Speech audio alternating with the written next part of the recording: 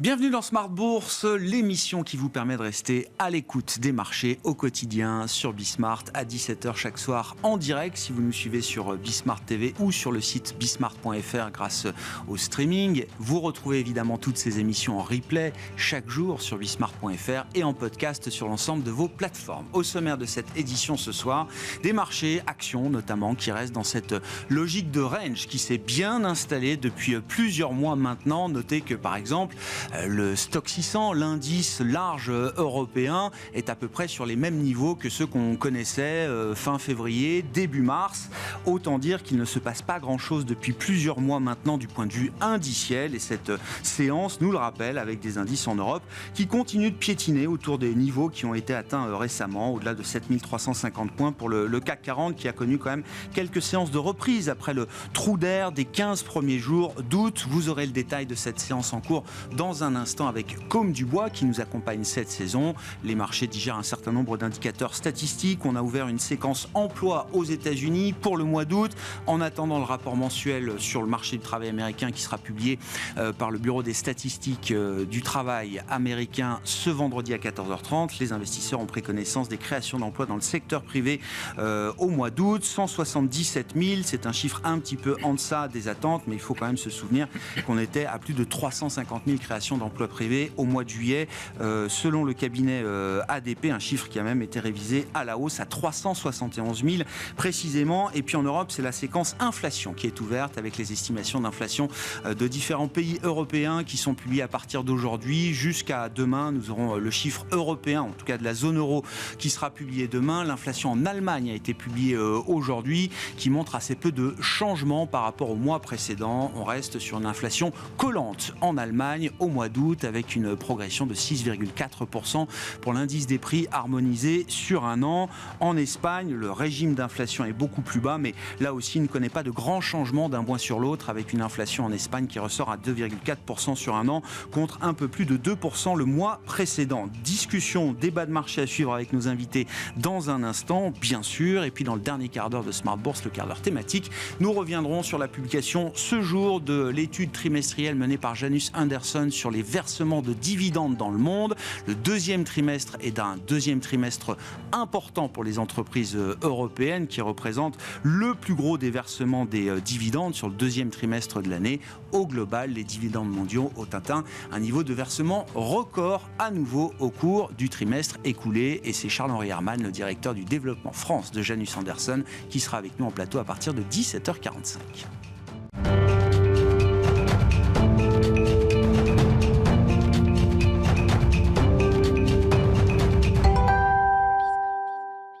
Mais d'abord, les infos clés du jour sur les marchés. Tendance, mon ami, avec une séance qui reste plutôt bien contenue et des indices qui évoluent assez peu à l'arrivée en Europe. Les précisions de Côme Dubois. Journée calme sur les marchés aujourd'hui. Aux États-Unis, les investisseurs ont pris connaissance des chiffres de l'emploi pour le secteur privé, publiés par le cabinet ADP. Ces chiffres sont moins bons qu'attendus. En août, le secteur privé américain a créé 177 000 emplois contre 195 000 espérés. Toujours aux États-Unis, la deuxième estimation du PIB américain a été révisée à la baisse à 2,1% contre 2,4% en première estimation. Autre chiffre important, la publication de l'estimation d'inflation en Allemagne pour le mois d'août, qui ressort à 6,4% sur un an, sans grand changement par rapport au mois précédent. Du côté des valeurs, les entreprises engagées au Gabon souffrent après qu'un groupe d'officiers supérieurs de l'armée gabonaise ait annoncé avoir pris le pouvoir dans le pays. Ainsi, le groupe minier Eramet voit son action chuter, comme l'opérateur pétrolier Morel et Prom et Total Gabon, filiale locale de Total Energy. Ces trois titres ont accusé des baisses violentes de 10 jusqu'à 20%. En France, Casino chute également après la dégradation par Fitch de CC à RD de la note de défaut pour les émissions en devises à long terme du groupe de distribution. Demain, côté statistique, les investisseurs prendront connaissance du chiffre d'inflation pour la France et pour la zone euro au mois d'août. Aux États-Unis, c'est le corps PCE du mois de juillet qui sera publié. Il est traditionnellement l'un des indicateurs préférés de la Fed pour mesurer l'inflation. Tendance, mon ami, chaque soir en ouverture d'émission, les infos clés de marché avec Côme Dubois qui nous accompagne cette saison dans Smart Bourse sur Bismart.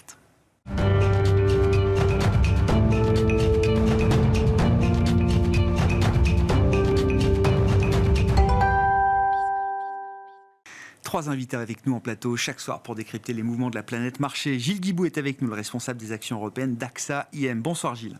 Bonsoir Grégoire. Ravi de vous retrouver, ravi de retrouver également Régis Béguet à nos côtés. Bonsoir Régis. Bonsoir. Merci d'être là, vous êtes directeur action de Lazare Frères Gestion. Et enfin Michel Martinez qui nous accompagne également ce soir. Bonsoir Michel. Bonsoir. Bienvenue, merci beaucoup d'être à nos côtés. Vous êtes chef économiste Europe de Société Générale.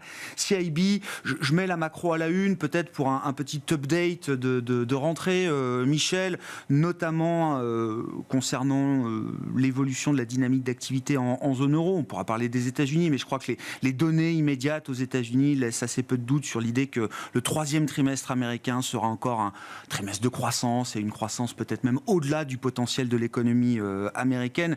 En Europe, on constate que la situation est un peu différente et même certains indicateurs peuvent suggérer que les inquiétudes se renforcent sur l'avenir de la croissance économique ou du filet de reprise économique qu'on avait jusqu'à présent en Europe, Michel. Oui, alors je pense que la difficulté en Europe, c'est qu'il y a une sorte de dichotomie entre les enquêtes auprès de l'entreprise, en particulier l'enquête PMI, qui est vraiment pas bonne, hein, surtout dans le secteur manufacturier, et d'une part, et puis d'autre part, la réalité, ce qu'on observe dans les données dures, et enfin, les fondamentaux.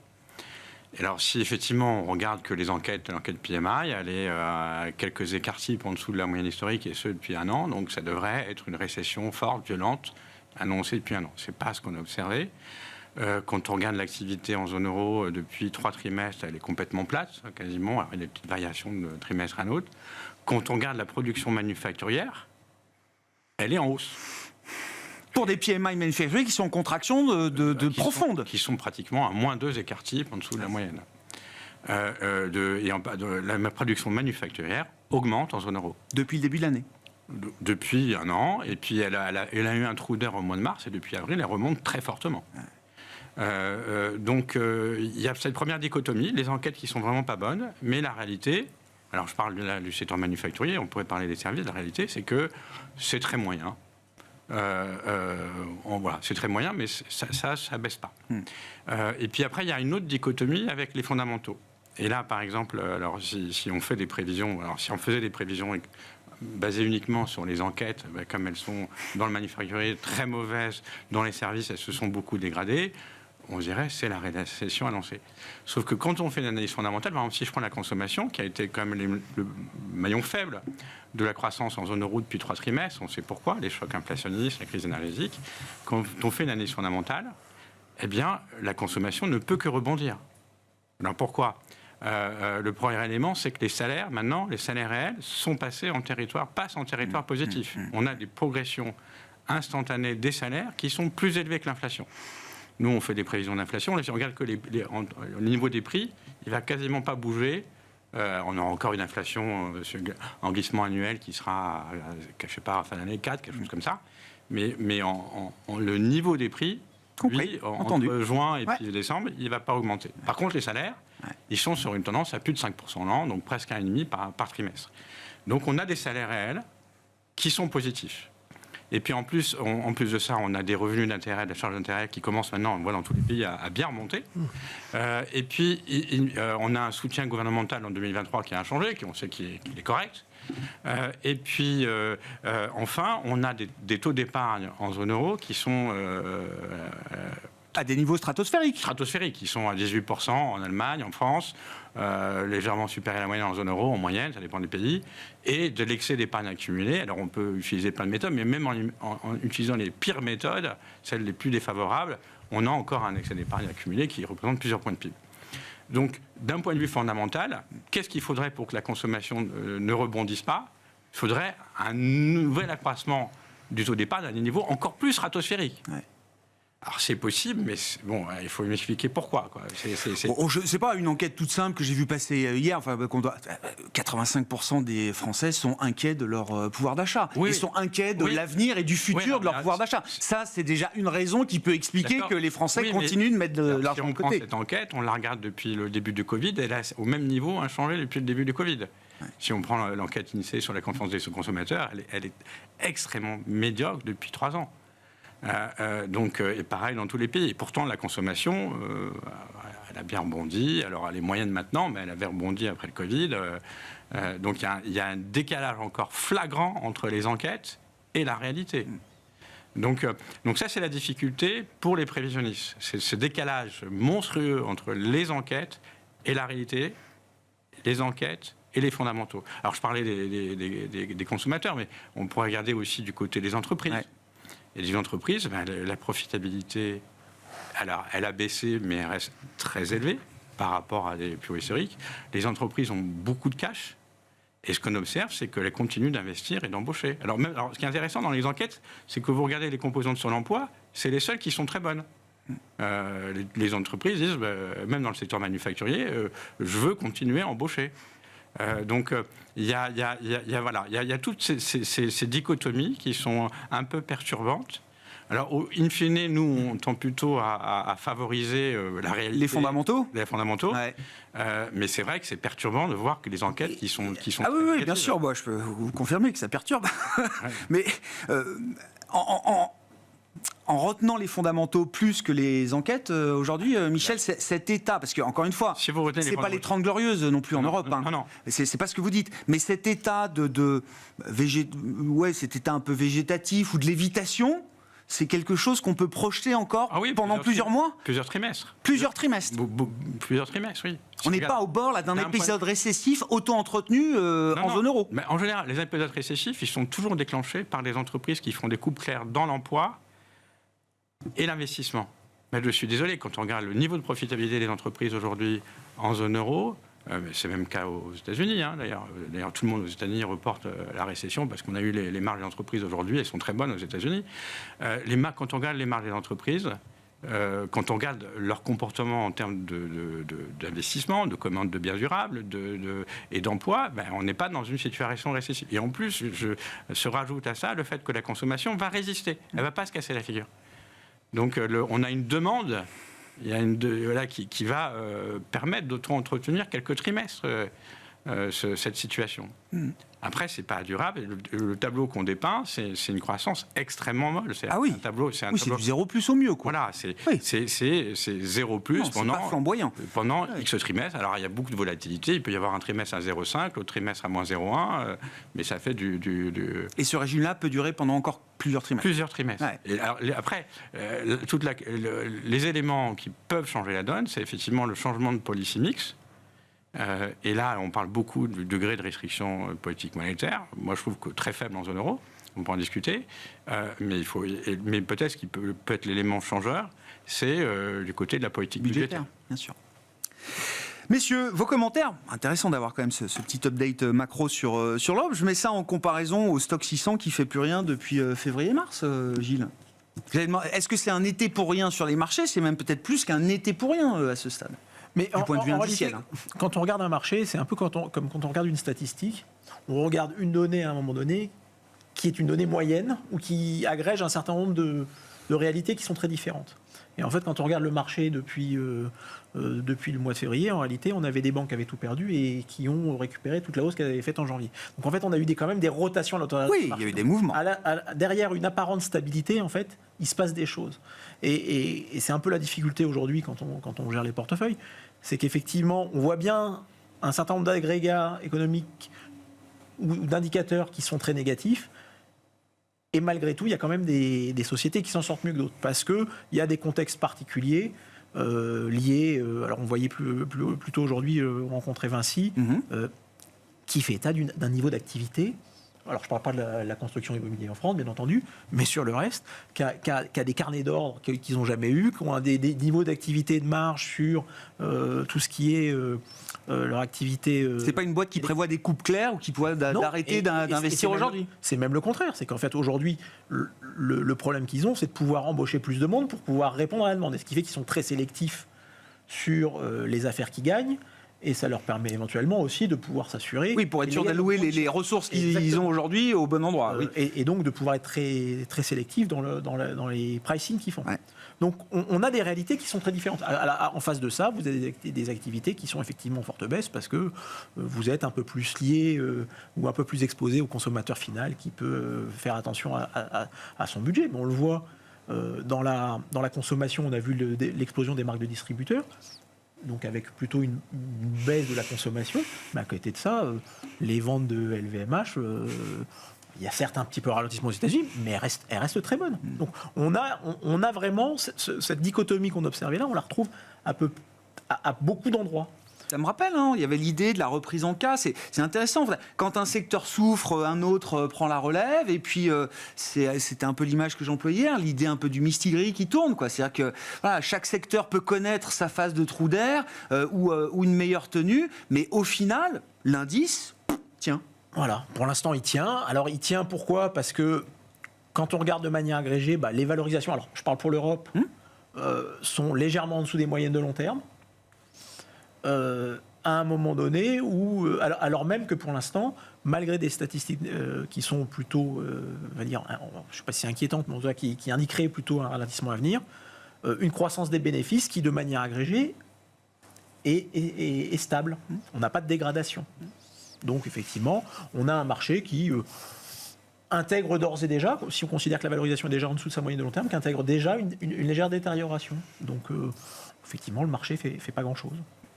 Régis, vos commentaires de rentrée. Sur le plan de la consommation, juste sur les États-Unis, il y a eu une enquête de la Fed de San Francisco, je crois, qui a indiqué que on arrivait quand même au bout de la consommation de l'excédent d'épargne aux États-Unis, bien sûr, qui était de 2000 milliards de dollars, donc post-Covid, et selon cette étude, il resterait 150 milliards ou 200 milliards, et donc à la fin du mois de septembre, on aurait fini de consommer cette surépargne, et par conséquent, on pourrait quand même avoir un retournement assez négatif de la consommation aux États-Unis au quatrième trimestre. Après, ils vivent pas que de leur épargne, les Américains. Non, bien sûr. Ils ont tous un travail, bien sûr, mais ils ont des salaires qui ont progressé et qui vont continuer de progresser. On le voit dans beaucoup de secteurs quand même. On le voit dans le secteur de la rénovation, on le voit dans certains secteurs liés à la production de vaccins, etc. Il y a quand même eu des effets Covid qui ont fait qu'on a eu 2 années ou 3 années parfois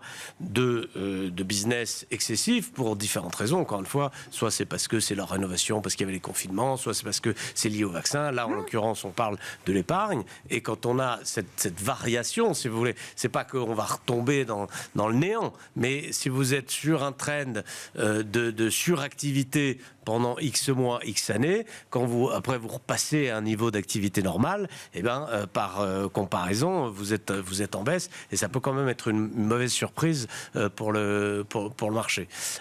Ça c'est pour ce qui concerne la consommation américaine. Pour ce qui concerne le niveau de marché, écoutez, il n'y a pas eu encore d'éléments très négatifs sur le plan des résultats. On est vraiment au point effectivement d'infléchissement.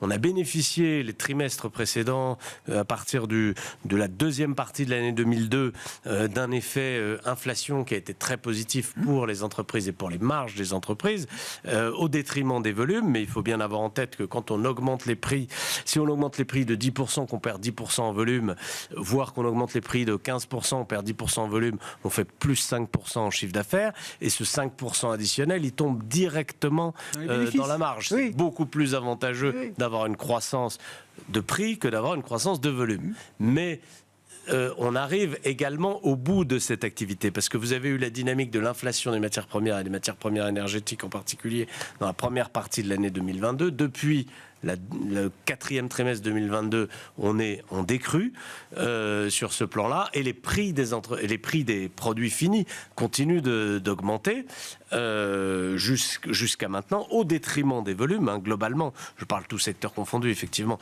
Après, dans le détail, il y a plein de choses à relativiser, mais globalement, c'est ce qui se passe, et on arrive au bout de ce processus. C'est-à-dire que là, on n'a plus de raison de continuer à augmenter les prix, puisqu'on a un effet matière première qui est maintenant négatif. On a une demande qui a fini par être abîmée par ces augmentations de prix, donc des effets volume qui deviennent négatifs, et donc il y a une capacité des entreprises aujourd'hui à poursuivre le hausse de prix qui est limitée. Donc là, on est vraiment sur le point d'inflexion, et c'est probablement peut-être cette ambiance générale et cette absence maintenant de révision en hausse dans laquelle on était qui a provoqué le fléchissement du marché au mois d'août. Ouais. Mois d'août, on a quand même eu. Oui, Une baisse assez forte, 5%, enfin 4,5%, 5% de baisse, c'est déjà des baisses assez. Une partie a déjà été récupérée. Assez prononcée. Une partie a été récupérée. Et puis c'est vrai que ça s'est aussi beaucoup fait sur la techno, sur des choses assez spécifiques, donc des gonflements mais pas partout. C'est fait sur la techno en Europe, mais aux États-Unis, si vous regardez le cours de Nvidia, le cours de Tesla, enfin des valeurs un peu à la mode, des valeurs qui sont poussées par les investisseurs particuliers aux États-Unis, qui bénéficient des trends actuels. On a parfois, on n'est pas tout à fait au plus haut, mais en tout cas pas très loin. Et on continue à avoir des dynamiques qui sont assez flamboyantes et assez étonnantes dans un environnement sur les bénéfices des entreprises, notamment aux États-Unis. Moi, je regardais un peu comment le consensus s'ajuste après les résultats du deuxième trimestre. Il y a dans l'idée que, parce qu'en séquentiel, on a vu quand même un peu les IPS baisser ces derniers trimestres aux États-Unis. Le deuxième trimestre 2023, du point de vue du consensus des analystes, marque peut-être le point bas en termes de résultats par action des entreprises américaines cotées. Le point bas, c'est-à-dire le point bas en séquentiel, vous voulez dire le point bas en séquentiel. Oui, ça repart déjà dès le troisième trimestre, dans le consensus des analystes. Oui, mais parce qu'encore une fois, vous avez un effet coût qui commence à s'apaiser, vous avez eu beaucoup d'inflation salariale, vous avez eu, donc ça a quand même contrebalancé l'effet prix que je décrivais sur les marges, qui commence à s'affaiblir aussi sur le plan de l'inflation salariale. On voit quand même qu'aux États-Unis, on l'a dit, c'est vrai aussi pour l'Europe. Enfin, on est aujourd'hui en Europe avec des salaires qui augmentent un peu plus vite que l'inflation, donc forcément ça apporte un soulagement, donc forcément une capacité à en réclamer plus qui est moindre.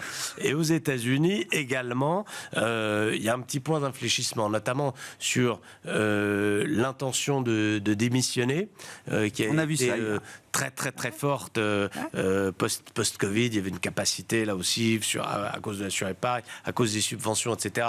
Il y avait quand même un pouvoir qui était revenu aux salariés, qui est en train de diminuer. Le nombre d'offres de nouveaux emplois qui est également en train de diminuer. Donc on sent que le marché du travail aux États-Unis, qui a été la force inflationniste vraiment de ces 2 dernières années, se normalise actuellement. Donc ça, c'est assez favorable, effectivement, d'un point de vue court terme des marges, d'un point de vue un peu plus long terme de la consommation, ça l'est moins, et c'est quand même le signe de prélude à un ralentissement économique. Bon. Sur la consommation, vous voulez revenir sur le sujet, Michel ? Je pense que ce que j'ai dit sur l'Europe, savoir que les salaires réels sont positifs, est vrai pour les États-Unis, encore plus. C'est vrai que l'épargne excédentaire accumulée est maintenant beaucoup moindre. Il y a quelles que soient les méthodes qu'on utilise, mais il y a du salaire réel, donc ça plaide quand même pour une résistance de la caution, de la consommation. Après, je répète que historiquement, les récessions naturelles, profondes, naturelles, qui ne sont pas déclenchées par un événement extérieur, elles ne viennent des entreprises. Quand les entreprises, c'est pas le consommateur, c'est jamais le consommateur qui déclenche une récession, c'est toujours les entreprises qui deviennent très prudentes et font des coupes claires. Donc l'investissement, on coupe l'investissement de 20 à 30%. Alors ça arrivera un jour ou l'autre. Du déstockage, beaucoup du déstockage souvent. Oui, mais c'est un ensemble de choses. C'est là qu'ils font des coupes claires dans leur business model.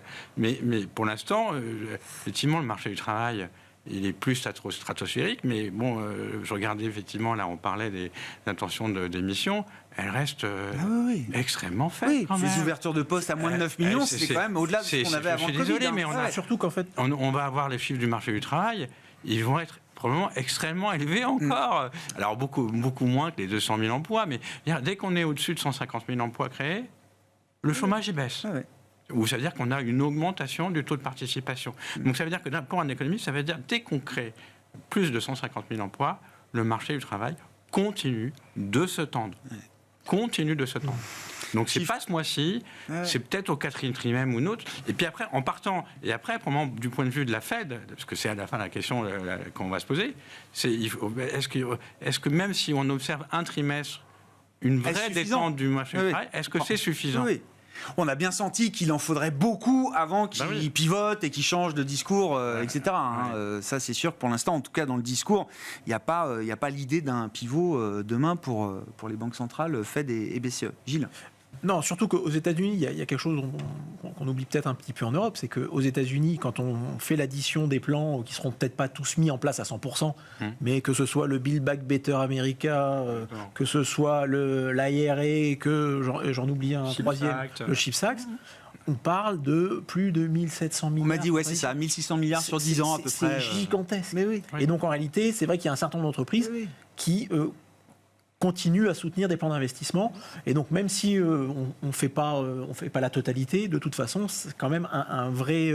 Si je peux me permettre, je crois que c'est un point essentiel pour expliquer la résistance de l'économie américaine qui, depuis quelques trimestres, croît plus que le potentiel. Ça a été... C'est la politique budgétaire. Oui, effectivement. On a un taux de chômage historiquement bas, 3,5. On a un déficit à 5,5 après des années où il a été à 12. Mais alors on parle Biden nous fait comme Trump en 2016. On avait 3,5% de taux de chômage et on mettait... On parle de restriction de la politique monétaire. Mais regardez la politique budgétaire. Mais à la fin, il faut regarder les deux combinés. Et quand on regarde les deux combinés, je suis désolé, c'est très difficile de dire que les politiques économiques sont restrictives aux États-Unis. On aura plus de 6% de déficit sur PIB l'an prochain aux États-Unis. Oui, peut-être. Alors maintenant, quand on regarde la baisse du mois d'août qu'on évoquait, peut-être le devenir. Quand on regarde la baisse du mois d'août qu'on évoquait, il me semble que le point qui a été important et qui a pu justifier une partie de la baisse, c'est aussi, en revanche, ce retour de l'inquiétude sur la croissance chinoise et sur le secteur de l'immobilier chinois, qui effectivement a remis la pression. Et c'est vrai qu'à un moment donné où un certain nombre d'investisseurs se disaient, bon, certes, c'est pas très grave, les États-Unis sont en phase de ralentissement, mais la Chine va prendre le relais parce qu'elle est en train de rouvrir. En réalité, aujourd'hui, la croissance chinoise, qui est quand même très importante pour les sociétés européennes notamment, et c'est aussi pour ça que peut-être le marché européen a un peu plus baissé que le marché américain dans son ensemble, à l'exception peut-être de la tech qui avait retrouvé des valos qui étaient sans doute un peu excessives, c'est ces inquiétudes sur le marché chinois. Et on l'a bien vu, c'est qu'effectivement, ça fait quand même un certain nombre de mois qu'on n'avait pas vu des Hermès, des LVMH à moins 6 sur le mois. Donc il y a eu ce retour d'inquiétude. On va voir si elle se confirme, sachant que les autorités chinoises l'ont bien compris et elles sont déjà en train de s'agiter pour faire miroiter un stimulus qui sera ou qui ne sera pas, mais pour essayer de réallumer la flamme. Ouais. Qu'elles soutiennent surtout le marché action pour l'instant, les autorités chinoises. Mais c'est intéressant de voir. Peut-être pas forcément le meilleur moyen de. Mais qu'est-ce que ça veut dire de se mettre à soutenir le marché boursier ? C'est pour ça que ça n'est jamais très bon signe quand les politiques commencent à se mêler des indices boursiers. C'est de nature à redonner de l'intérêt à ce marché-là pour des investisseurs globaux, internationaux ? Je crois pas. Moi, je pense que l'interventionnisme sur les marchés financiers, sur un marché action, sans qu'il y ait de raison. Je veux dire, on n'est pas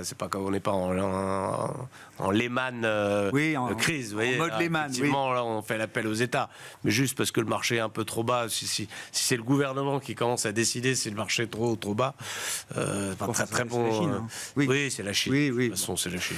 Je voulais qu'on dise un mot, petite parenthèse sur le marché italien. Pour le coup, parce que ça m'intéresse. Je sais que vous connaissez très bien le marché italien, Gilles, et c'est vrai que là aussi, c'était un des sujets de discussion de rentrée. Parmi les points remarquables, c'est là l'excellente tenue des actions italiennes, mesurées à travers l'indice MIB, le FTSE MIB italien, la bourse de Milan, qui fait plus de 20% de performance depuis le 1er janvier. Alors, il y a des belles performances, mais c'est quand même mieux que ce qu'on observe ailleurs en Europe. Qu'est-ce qui explique cette performance ? Comme on a déjà eu l'occasion de l'évoquer ensemble plusieurs fois, quand on regarde la performance des marchés européens, il faut quand même s'attarder sur la structure du marché. Premier constat, le poids des financières en Italie, c'est 30%. C'est-à-dire c'est 2 fois le poids des financières en Europe. Il se trouve que les banques sont à nouveau un des plus forts. C'est le marché le plus chargé en financière en Europe. Et c'est un des meilleurs performeurs cette année. Et il a fortement rebondi. Alors on a eu d'inquiétudes. Il avait très bien performé, il avait très bien commencé l'année. Il avait tout perdu au moment de SVB. Mais depuis, notamment à l'aune des résultats semestriels, où on a pu mesurer véritablement l'impact de la remontée des taux d'intérêt sur les banques, Quand je dis l'impact, concrètement, Positif, qu'est-ce que ça veut dire? Oui, c'est de la marge. On a des banques italiennes qui vont afficher des hausses de résultats par action entre 40 et 100%. Bien, ça, c'est juste la hausse des taux d'intérêt, simplement parce qu'effectivement, c'est ce qu'on disait depuis des années, les modèles étaient sous pression. Donc ça explique déjà une bonne partie de la hausse. Mais au-delà de ça, il y a quand même quelques autres titres. Il se trouve que le marché italien est très concentré. Les 10 premiers titres de l'indice italien font un peu plus de 60% de la pondération totale. Et dedans, on va retrouver des Ferrari. Donc c'est un titre de luxe qui fait 45% depuis le début de l'année. On va retrouver du STM qui a quand même assez largement profité du rebond des semis, surtout que eux, alors ils ne sont pas exposés à l'intelligence artificielle comme Nvidia, mais ils sont très bien positionnés sur l'électrification de l'automobile notamment, donc ça fait plus de 30%, et ça c'est 6% de l'indice. On a un Stellantis qui profite du rebond de l'auto en règle générale, et c'est pareil, 6% de la cote, donc on a une cote qui est très concentrée, et avec les quelques grandes capitalisations qui cochent exactement les bonnes cases. Donc on a les 10 premières capitalisations qui font 80% de cette hausse. C'est avant tout pour vous lié à la structuration de l'indice MIB tel qu'il est construit aujourd'hui. C'est ce qui explique la surperformance, le leadership de cet indice européen aujourd'hui en Europe et dans le monde. Oui, pour moi c'est l'essentiel, mais comme à un moment donné la France qui bénéficiait du poids du luxe, nos voilà, calls. Je trouve que là il y a une combinaison qui est un peu étrange, hein, parce que on retrouve côte à côte la value. Oui, c'est ça. La value, qui sont les banques et Stellantis. Et de la croissance sans prix, type Ferrari, quoi. Alors, voilà, type Ferrari.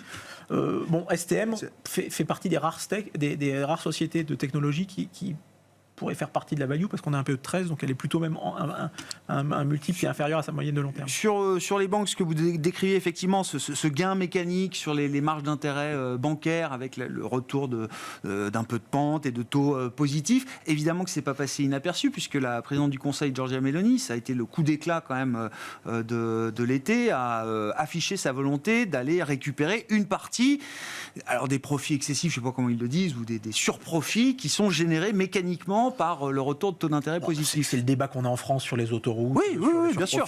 Là-bas, c'est les banques. Là-bas, c'est les banques. Bon, c'est un discours très populiste, il me semble assez malvenu, parce que personne s'est posé la question. Alors, certes, elles ont été un peu aidées par la Banque centrale avec les TLTRO, mais c'est un peu beaucoup quand même.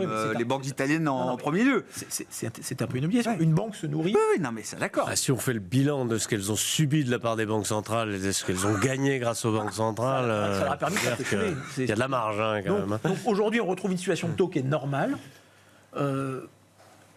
Donc, effectivement, non, mais ils vont mettre en place quelque chose. C'est pas ça qui changera le modèle d'affaires, ou en tout cas la performance du modèle d'affaires des banques italiennes. Effectivement, on a sans doute atteint le point haut en termes de gains absolus, parce que pour l'instant, elles ont gardé pour elles l'essentiel de la remontée de taux. À un moment donné, elles vont être obligées d'en repasser une partie pour rémunérer les comptes. On va aussi avoir une remontée du coût du risque à un niveau excessivement bas. Donc à un moment donné, on peut observer ça. Donc effectivement, on est sans doute dans une zone de profit un peu exceptionnel, mais comme on était dans une zone de sous-profit pendant des années, bien sûr. Bon, ce qu'il y a, c'est qu'aujourd'hui, c'est quand même des dossiers qui retrouvent structurellement une rentabilité un peu plus soutenable, hein, puisqu'on a des returns on equity qui maintenant ont des retours sur fonds propres qui passent au-dessus des 10%, donc au-dessus du coût du capital, et avec des valorisations qui restent à des niveaux historiquement bas. Donc il y a sans doute ici une anomalie de valorisation sur un secteur sur lequel tous les investisseurs se sont brûlés depuis 15 ans, bien sûr. Et sur lesquels il y a un degré d'aversion qui est juste. Donc il y a une asymétrie dans ce secteur qui reste intéressante pour vous en tant que gérant gestionnaire. En revanche, il faut être, à mon sens, très sélectif sur la qualité des titres qu'on rentre en portefeuille, parce que, comme souvent, c'est des titres qui peuvent être un peu systémiques et donc qui, par nature, présentent des effets de levier très forts. Donc il s'agit d'être très exigeant quant à la qualité des titres qu'on peut sélectionner. Régis, sur la hausse des taux d'intérêt pour les banques, il y a une inertie d'environ 3 ans entre le moment où les taux d'intérêt montent et le moment où ils sont pleinement répercutés dans leur intégralité. Donc disons que ça fait 1 an à peu près que les taux ont commencé à significativement monter. C'est-à-dire qu'on a encore 2 ans de vent très favorable sur le plan des taux d'intérêt, à moins qu'il y en ait un gros retournement. Donc c'est un secteur à privilégier encore. Oui. Et effectivement, en face de ça, on a un coût du risque, donc qui se définit par le taux de défaut, qui est extrêmement faible et qui ne peut que remonter, parce que de toute façon, il est quasiment à zéro, donc il ne peut que remonter, quelle que soit la configuration. Donc il faut faire le net de l'effet favorable de la hausse des taux d'intérêt, de l'effet négatif de la hausse du coût du risque. Ce net-là, il est encore très positif, très probablement pour les 2 prochaines années, dans une configuration de récession modérée. Si évidemment on a un crash de l'économie, les choses sont différentes. Dans le cadre d'une récession modérée. Et puis après, il faut pondérer ça, effectivement, des effets réglementaires et des effets politiques. Le secteur étant apparaissant toujours comme une manne, effectivement, extraordinaire. Et c'est pour les gouvernements populistes, c'est toujours formidable de dire on va taxer les banques. L'Espagne s'y est essayée. L'Italie, donc, s'y est essayé, puis est quand même vite revenu sur sa décision. Je ne parierais pas que la France ne va pas tenter sa chance aussi. Je crois que tous les gouvernements, effectivement, là on est plus en France maintenant sur les autoroutes. Le sujet du moment, c'est plus les autoroutes. Mais voilà. Et puis des aspects réglementaires aussi. Il ne faut pas sous-estimer qu'il y a encore des effets BAL 4 qui sont encore négatifs. Donc BAL 4, c'est la réglementation bancaire et qui continue quand même de peser marginalement sur les perspectives de résultats. Michel. Alors, juste un ajout sur le secteur bancaire. Il ne faut pas oublier que les banques ont provisionné des coûts de risque ces dernières années beaucoup plus élevés que ce qu'on a observé. Ouais. Voilà, donc si jamais il y avait un retournement... Il y a eu des reprises de provisions, j'imagine, mais peut-être pas totalement. Non, il n'y a pas encore eu, justement. Il y a eu des surprovisionnements qui ont été faits, effectivement, au moment du Covid, et qui n'ont pas été reprises. Donc elles sont gonflées de provisions et de capital. Le secteur est solide comme il ne l'a jamais été, de ce point de vue-là. Et d'ailleurs, la BCE ne se trompe pas, c'est pour ça qu'elle autorise les rachats d'actions. Plutôt que de faire... Alors, si le régulateur avait voulu faire quelque chose, ou le gouvernement avait voulu faire quelque chose de plus, à mon avis, plus intéressant, de manière plus générale, c'est plutôt que d'aller taxer les surprofits, c'est d'aller taxer, ce qui est un vrai sujet dans le secteur bancaire, c'est d'aller taxer les rachats d'actions. Quel est l'intérêt d'un rachat d'actions pour l'économie générale? Et donc, c'est de se dire, aujourd'hui, est-ce qu'il faut mieux réinvestir dans le business? Redistribuer à des actionnaires qui sauront peut-être utiliser cet argent d'une meilleure manière que l'entreprise elle-même, c'est la base. Un dividende est taxé. Donc, oui, d'accord. Non, mais donc c'est de dire, on va aller taxer les rachats d'actions plutôt, et sachant que les dividendes... Je pense que le concours l'épine de l'ingénierie fiscale est permanent et devant nous encore sans doute. Après, j'aimerais faire 2 remarques générales. La première, c'est que si on doit regarder les surprofits, c'est toujours difficile de les regarder, de les définir. La réalité, c'est alors au niveau européen, ça dépend des pays, mais quand on regarde les chiffres au niveau européen, c'est très difficile d'isoler un secteur. Alors, en dernier, c'est vrai que l'énergie un peu plus que le reste, mais quand on regarde aujourd'hui, c'est quasiment tous les secteurs d'activité, compris la grande distribution. Ouais. Y compris la grande distribution, le transport aérien, la logistique. Tout. Mais y compris. Mais ça dépend si la croissance des profits, on appelle ça les surprofits, tout est en surprofit. Non, mais si moi, je regarde, une façon de regarder simplement, c'est regarder le taux de marge en pourcentage du PIB, la valeur ajoutée, regarder par rapport à la moyenne historique, et regarder si, en fait, tout le monde... ça dévie partout, quoi. Ça dévie partout. Ouais. Voilà, donc si il faut regarder secteur, là, s'il y a une chasse à certains secteurs, il y a quand même... isoler les secteurs qu'on a mentionnés, ça paraît pas évident d'un point de vue purement factuel. Même la grande distribution peut afficher des profits au-delà de la moyenne historique du secteur. Même la grande distribution, voilà. Dans les chiffres macroéconomiques publiés par Eurostat. Alors ça, c'est la première remarque. Et puis la deuxième remarque, elle est plus générale, elle fait écho effectivement aux politiques budgétaires. Et là, on est en train. Alors, la politique budgétaire en Europe a été moins expansionniste qu'aux États-Unis. Elle a commencé cette année à devenir un peu moins expansionniste avec l'abandon des mesures Covid. Il y a encore celle pour l'énergie.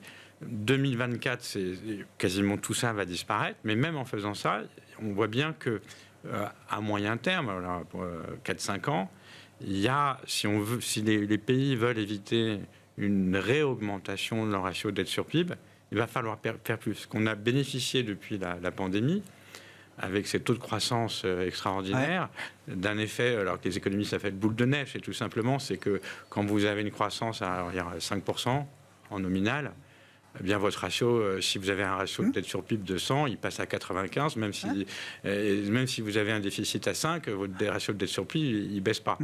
Donc, ces effets-là, votre ratio de dette sur PIB n'augmente pas.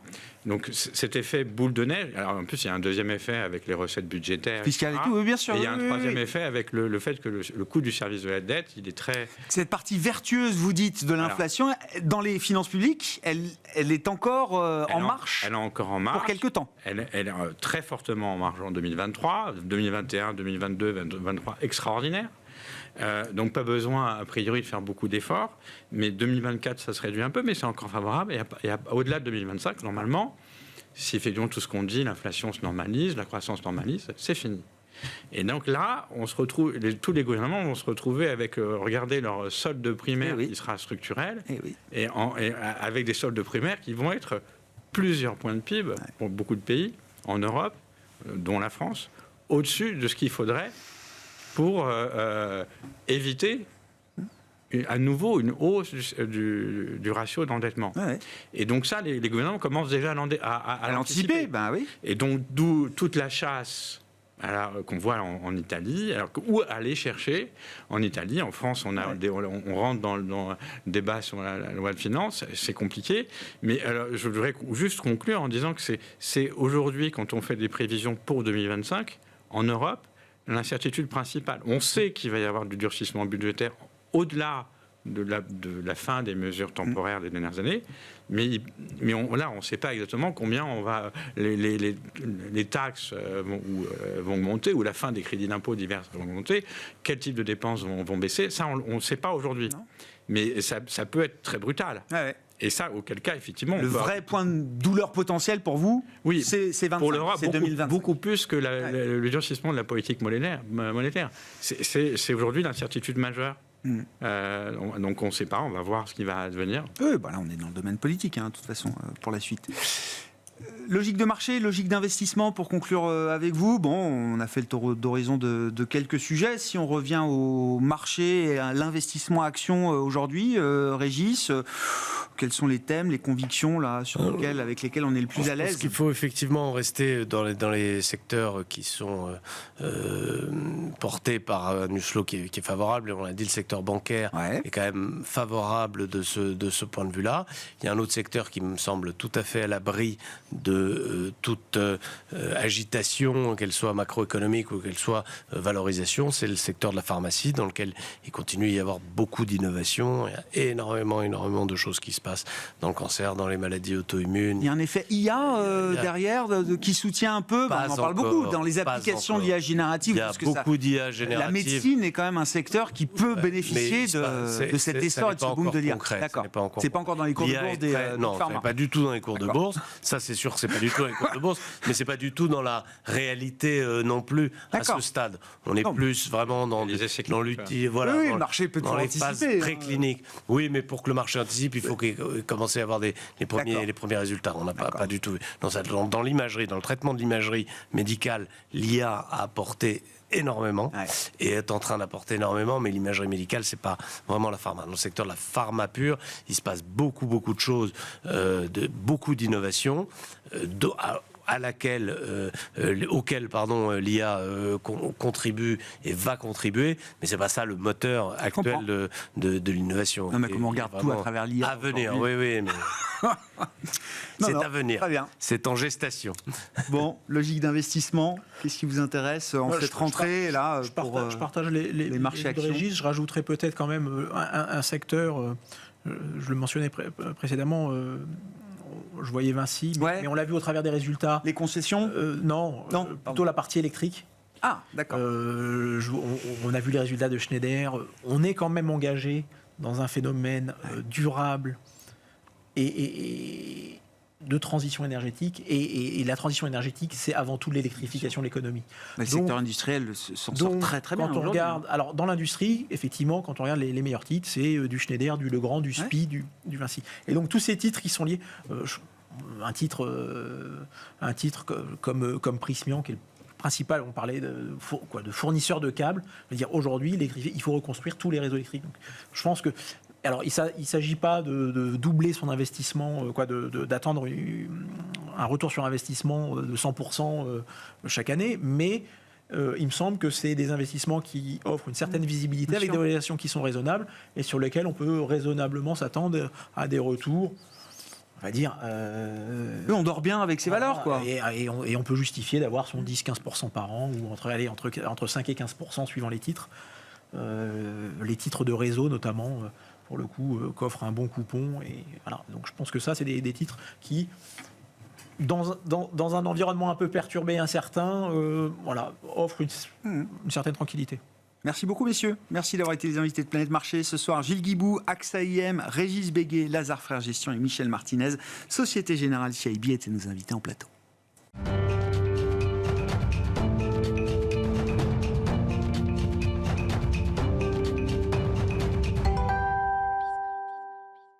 Le dernier quart d'heure de Smart Bourse chaque soir, le quart d'heure thématique, avec ce qui est en train de devenir notre traditionnel rendez-vous de rentrée depuis 3 ou 4 ans maintenant, avec le baromètre trimestriel des dividendes mondiaux, qui est le travail réalisé chaque trimestre par les équipes de Janus Henderson et le directeur du développement France de Janus qui est avec nous en plateau, Charles-Henri Herman. Bonsoir Charles-Henri. Bonsoir Grégoire. Merci d'être avec nous. On se retrouve à peu près à la même période chaque année, là, en cette fin de mois d'août, parce que vous venez de publier aujourd'hui donc ce rapport sur les dividendes mondiaux que vous publiez chaque trimestre. Tous les trimestres ne se valent pas. Le deuxième trimestre, c'est un trimestre important pour l'Europe, notamment. Qu'est-ce qu'on peut dire des grandes tendances déjà qui se sont dessinées au cours du deuxième trimestre en matière de versement des dividendes mondiaux, Charles-Henri? Alors effectivement, tous les trimestres ne se valent pas. C'est pour ça que c'est un rendez-vous qui est très important en ce début d'été, pour la rentrée scolaire, on va dire. C'est le deuxième trimestre, le trimestre des dividendes pour l'Europe notamment, et bien évidemment pour l'Europe, pour la France. Je rappelle, il y a une saisonnalité dans le paiement des dividendes. Les sociétés européennes payent essentiellement une fois par an leurs dividendes, donc entre le mois d'avril et le mois de juin, alors que par exemple les sociétés aux États-Unis, elles divisent leurs dividendes en 4 tranches qui sont payées chaque trimestre, d'où une certaine saisonnalité moins importante, en tout cas pour les dividendes américains. Alors pour ce trimestre, voilà, c'est le trimestre des dividendes européens. On va atteindre encore des niveaux records, puisqu'on atteint le montant de près de 570 milliards de dollars de dividendes payés au deuxième trimestre 2023, ce qui correspond à une hausse de pas loin de 5% pour ce trimestre par rapport au même trimestre de l'année dernière. Donc on reste sur une croissance qui est que l'on avait anticipée en tout cas. Ce qui est à noter, point principal par rapport au premier trimestre de cette année, c'est qu'au premier trimestre, on avait noté énormément de dividendes exceptionnels.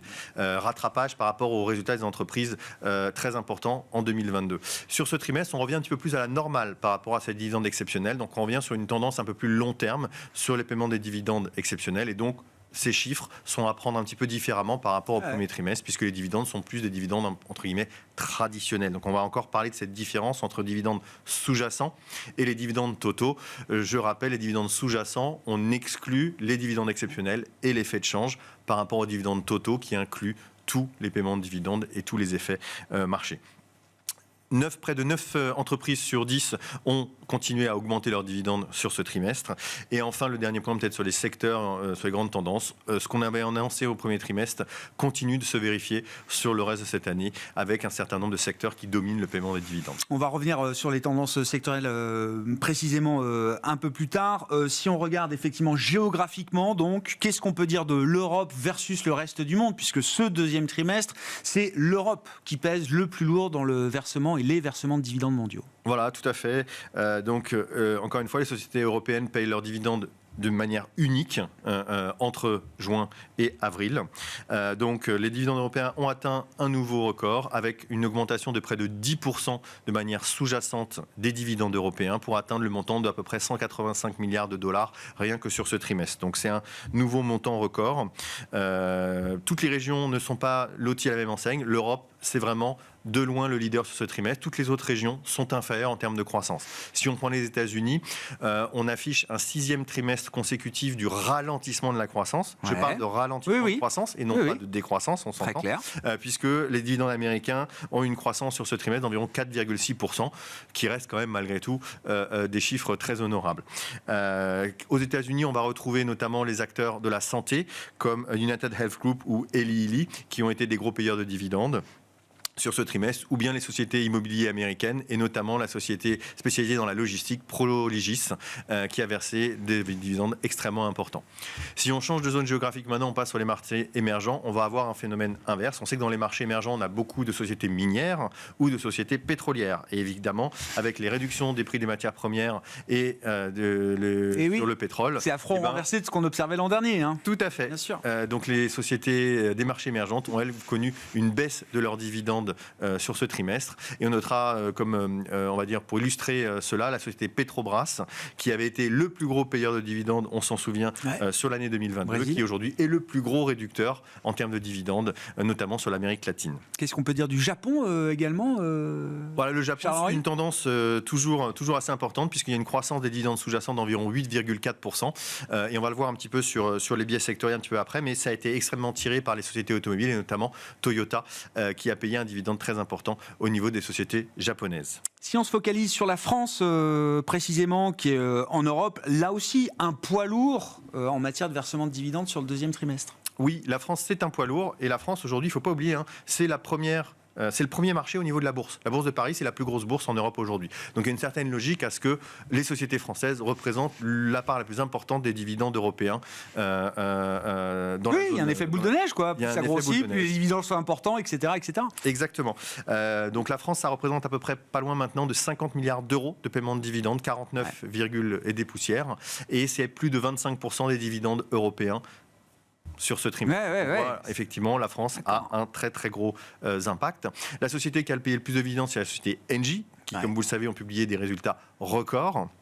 Beaucoup de sociétés de la consommation, de la santé et évidemment le secteur bancaire en France a participé à cette grosse croissance des dividendes. Finalement, si on regarde toutes les sociétés françaises de notre indice, toutes les sociétés ont augmenté, hormis une seule, qui est EDF, qui a annulé son dividende, forcément dû à la nationalisation en cours de la société. Voilà. Qu'est-ce qu'on peut dire plus globalement au niveau mondial des tendances sectorielles, des évolutions? Vous nous disiez en introduction que une des confirmations qu'on pouvait avoir, c'est qu'entre le premier trimestre et le deuxième trimestre, les tendances sectorielles s'étaient justement confirmées, Charles-Henri. Voilà, on avait parlé au trimestre précédent qu'il y avait un lead des sociétés du secteur financier, donc des banques, des sociétés automobiles et des sociétés de la santé. On en a déjà parlé avec quelques exemples. Ces secteurs-là sont toujours en avant sur ce trimestre. Les banques sont responsables de plus de la moitié de la croissance des dividendes sur ce trimestre. Donc vraiment un impact très important. Elles ont connu par rapport au trimestre de l'année 2022 une croissance de près de 20%. Si on regarde le top 10 des payeurs de dividendes, on va retrouver trois banques importantes. HSBC classée en deuxième position, BNP, société française classée en 6e position, et enfin AXA qui arrive en 10e position. Donc on voit trois grosses banques en Europe situées parmi les plus gros payeurs de dividendes sur ce trimestre. Si on passe sur les constructeurs automobiles, on se souvient qu'ils avaient versé des dividendes exceptionnels l'année dernière et dès le trimestre, sur le trimestre T1 dû à leurs forts résultats sur l'année 2022. Voilà. On note toujours une forte hausse, 20% d'augmentation par rapport au deuxième trimestre de l'année 2022. En fait, les sociétés automobiles ont bénéficié de l'augmentation des prix, ont pu faire augmenter leurs prix et ont amélioré leur mix produit pour vendre les véhicules les plus margés. Exactement. Et donc, ça se retrouve sur les constructeurs allemands, notamment Mercedes et BMW, qui ont payé de forts dividendes, mais aussi, par exemple, sur les sociétés coréennes comme Hyundai ou Kia, qui ont fortement distribué des dividendes sur ce trimestre. À l'inverse, si on regarde de l'autre côté du scope, qu'est-ce qui a moins bien marché ? On le redit encore une fois et on l'avait dit déjà le trimestre précédent. Les sociétés minières, ralentissement, baisse des prix. Après, il faut noter qu'ils avaient eu leur trimestre de gloire en 2021 avec des dividendes vraiment extrêmement importants. Donc il y a un phénomène de rattrapage et d'adaptation au prix. Et enfin, les sociétés pétrolières, de la même manière, elles affichent une chute de leur versement, notamment due, on l'a mentionné tout à l'heure, à la société Petrobras qui a fortement diminué son dividende et qui était un des plus gros payeurs de dividendes sur les années précédentes. Tout ça se retrouve parfaitement dans les performances boursières de ces secteurs. Je regardais encore les perfs boursières des secteurs en Europe depuis le 1er janvier. Financière, banque, automobile, c'est des progressions entre 15 et 20%. Et puis évidemment, ressources de base, mines et pétrole et gaz, c'est le contre-coup effectivement des performances spectaculaires qui avaient été enregistrées en 2022. Donc tout ça est très cohérent avec la même lecture qu'on peut faire à travers les dividendes. Si on regarde un peu devant nous maintenant, Charles-Henri, qu'est-ce qu'on peut anticiper pour la suite? Peut-être déjà pour la fin d'année 2023, et est-ce qu'on a déjà un regard ou l'idée de ce que ça pourrait donner en 2024? Alors sur 2023, déjà on va noter que comme tout le monde en a parlé et les auditeurs avant, bien sûr. On note un ralentissement de la croissance économique. On le voit, les marchés l'anticipent. Ils anticipent plutôt une stabilité des résultats des entreprises pour l'année 2023 par rapport à 2022. Mais encore une fois, on se base sur des niveaux records de résultats pour les entreprises en 2022. Donc ça reste des résultats très solides pour les entreprises. Côté macroéconomique, on voit que malgré tout, le marché de l'emploi reste, on va dire, très élevé. Mais certains États ont déjà connu, entre guillemets, des récessions techniques. D'autre part, il y a la lutte contre l'inflation qui peut apporter un frein à la croissance d'entreprise notamment. Si on met tout ça bout à bout, pour nous, pour Janus Henderson, on pense qu'il y aura une poursuite de la hausse des dividendes, mais on n'a pas revu notre prévision par rapport au trimestre précédent. On pense que les dividendes vont continuer à être en croissance. Pourquoi ce phénomène? Tout simplement, on avait vu qu'en 2022, les résultats des entreprises étaient extrêmement élevés et finalement, la hausse des dividendes n'avait pas été aussi forte que la croissance des résultats des entreprises.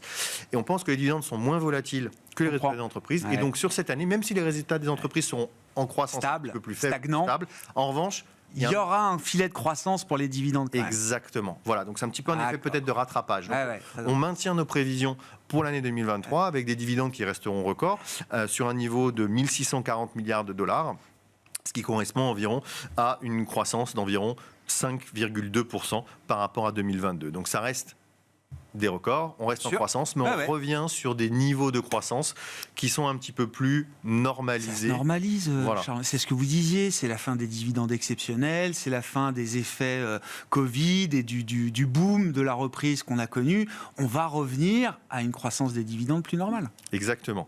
Vous évoquiez 2024, nous on ne l'évoque pas encore. Trimestre après trimestre. Trimestre après trimestre, on est qu'à la moitié de l'année. Bien sûr. On va voir ce qui va se passer évidemment les trimestres après. On peut faire plein de présomptions, mais aujourd'hui, et c'était très intéressant dans la discussion que vous avez eue juste avant, l'impact de l'inflation, l'impact de la hausse des taux d'intérêt qui va se poursuivre ou non. Niveau d'incertitude extrêmement élevé. Niveau d'incertitude, et on voit notamment sur les bancaires par exemple, qui sont des gros payeurs de dividendes, ça a des impacts très forts et donc on préfère ne pas se positionner encore pour 2024. C'est trimestre pour trimestre et on a encore le 4e trimestre devant nous pour ensuite évoquer les perspectives 2024. Merci beaucoup Charles-Henri. Charles-Henri Herrmann, directeur du développement France de Janus Henderson Investors, qui vient nous voir régulièrement donc avec ses résultats trimestriels qui concernent les dividendes mondiaux et cette étude Janus Henderson qui aujourd'hui est une référence mondiale en la matière. Voilà pour cette édition de Smart Bourse. Aujourd'hui on se retrouve évidemment demain, émission que vous retrouvez dès ce soir en replay sur bismart.fr et en podcast sur l'ensemble de vos plateformes.